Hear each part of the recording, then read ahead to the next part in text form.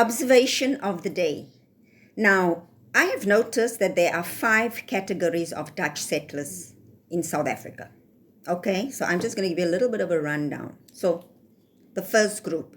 The first group will be that Dutch settler who is just going about his life.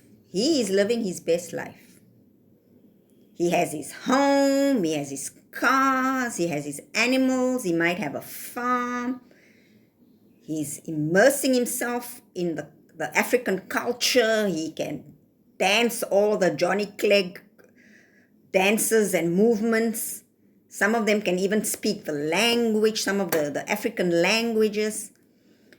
He hears about BEE and BBBEE, and he just doesn't care about it because he knows it's not going to do anything for him anyway, and he goes and does his own thing. He is that boer that maak 'n plan.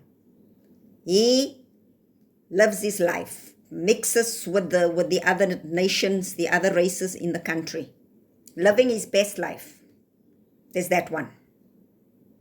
Okay, we see them on TikTok dancing all the African dances and talking the language and just hanging out. Like sometimes they're even more African than Africans. Then you've got the second group who just had it up to here with how the government is running the country down the hill. They've had it.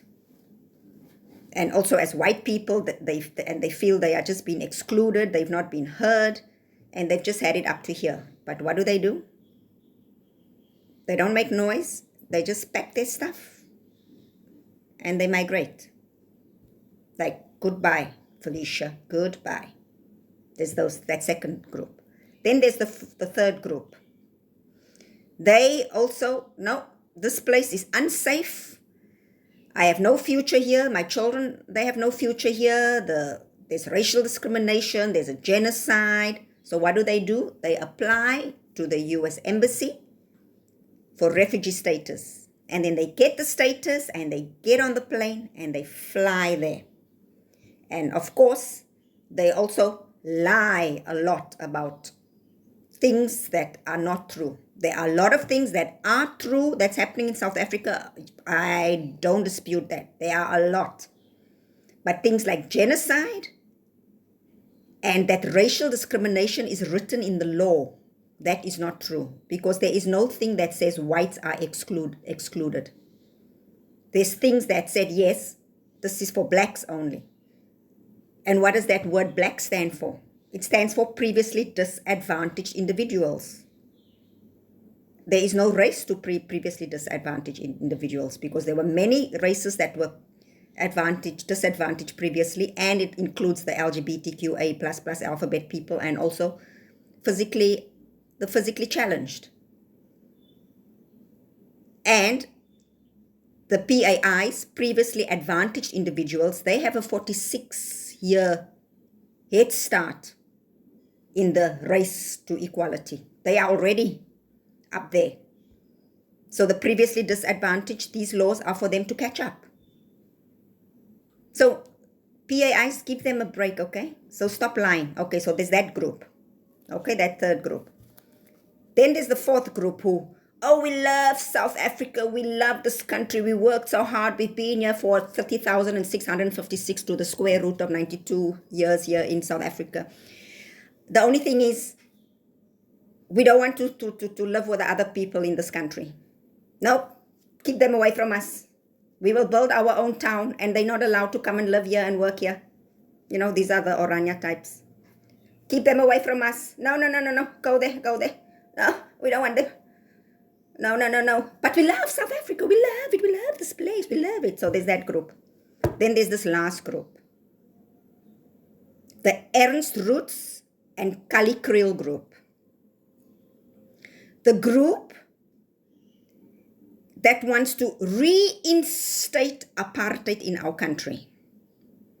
That want their own, and Phil Craig, although he's not a Dutch settler. But then there's that group that want to establish their own homeland, their own Volksstaat. That is not just racially exclusive, but they have their own municipality, they have their own government, they have everything of their own, totally separate from South Africa. And the dangerous thing about these people is that they ran to the USA to ask for assistance to set up these kind of places. And we know what happens when you involve the USA to interfere in your internal affairs. Look at the Arab Spring. The USA, people in those countries went there and said, oh, help us to set up democracies. Look at Syria. How's the democracy working for Syria? For Iraq, how well is the democracy working for them? Look at Afghanistan. How well is look at Libya. Tell me, how well is democracy working for them there? Yemen? Very well, isn't it? Because that is what will happen to us. It's either going to be that, a little Iraq is going to happen, or there will be civil war. Because if Ernst Roets and Kali Kriel think that we are going to be okay with them coming and breaking up our country and resorting back to apartheid and having their own little country within a country, I don't think our people are just going to sit back and be like, oh yeah, that's very nice. I don't think so. I don't think so. I think there will be civil war. And everybody's more worried about, oh, if the white people leave, we're going to become like Zimbabwe. We're going to have no food. No. We're not going to become like Zimbabwe. If Ernst and Kali get their way. We're going to end up like Angola and Mozambique, who for decades fought brutal civil wars that devastated their countries. And they are only now starting to show a little bit resemblance of stability. That's the route we're going down, people. And I know that the non-white people get this. I'm talking to you white people. The delusional ones. I'm talking to you. Is that what you want? What do you want? Do you want this Ernst Kali Kriel pipe dream life that's going to end in a civil war? Or do you also want your little racially exclusive towns that's just another apartheid that is also going to start some protesting and rioting and some small war if the brakes are not put on it? Because if not, if you feel you cannot live here, then be like the third people. Go and be a refugee in the US. But when you go, please don't lie about our country. Stop it. Stop lying. If you want to see a genocide, just look at Gaza. Look, that's a genocide. What's happening to you? Where's the genocide? Yes, I agree. The farm murders are horrendous. And our government is disgusting for not putting a stop to it. Absolutely disgusting. I agree with that. But there is no genocide. Or you want to be the second people that just, okay, never mind.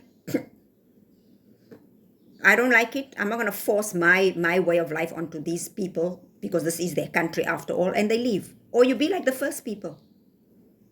They have their Afrikaans culture, their language, their Afrikaans thing, but they also know how to mix with everybody else.